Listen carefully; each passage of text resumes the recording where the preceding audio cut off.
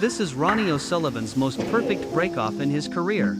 He applied extra top spin to strike the left side of the red, and after contact with the cushion, the cue ball accelerated, made 4 cushions, and returned to the breakoff area, nestling tightly behind the green. This breakoff put Mark Selby under immense pressure because the cue ball had almost no angle to attack the lower half of the table, with all the reds clustered in the lower half and not spread out.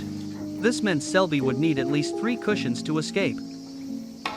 On his first attempt, Selby applied heavy side spin, but unfortunately, the cue ball hit the middle pocket corner on its way out and came to rest near the top of the table. After assessing the table, O'Sullivan called for Selby to have another go. The second attempt followed the same route, but the result was identical. Selby's plan was to use 4 cushions to leave the cue ball lightly touching the bottom cluster, the safest escape route, but it required extreme precision in both angle and power.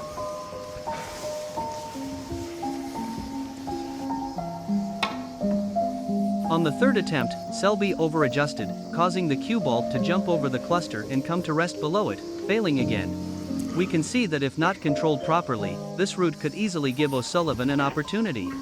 As there were 2 loose reds near the base of the cluster, more than enough for a player of O'Sullivan's caliber to launch a potential break. On the fourth attempt, the cue ball went straight into the middle pocket.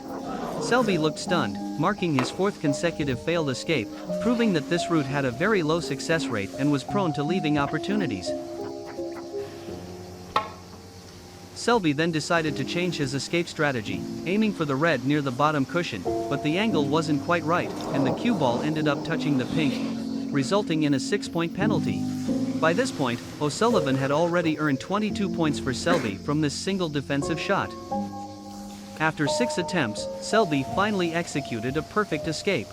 Although he conceded 22 points in the process, between 2 players of their level and with all the reds still on the table, those 22 points didn't make a significant difference in the overall match, as the scoreboard still had plenty of points left. In this tactical battle, Selby was undoubtedly the success story.